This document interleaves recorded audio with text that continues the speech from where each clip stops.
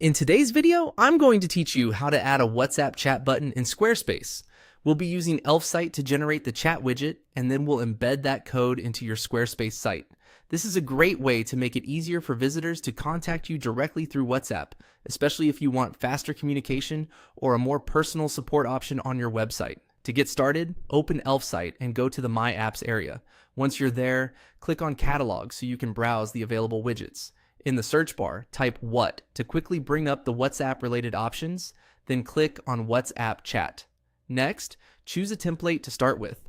Templates are useful because they give you a ready-made design so you don't have to build the widget from scratch.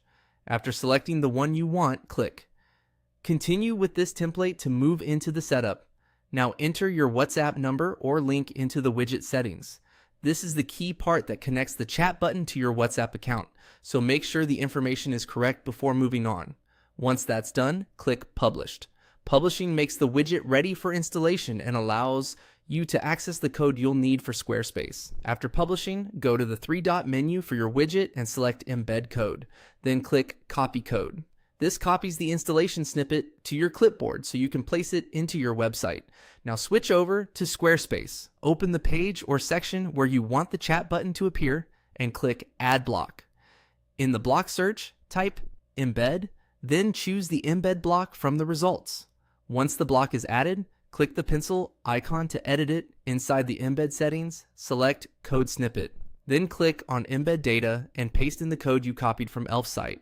This is what tells Squarespace to load and display your WhatsApp chat widget on the page. If everything is set up correctly, your chat button should now appear on the site. If it doesn't show up, the issue may be related to your Squarespace plan, since some embedding features require a plan that supports custom code.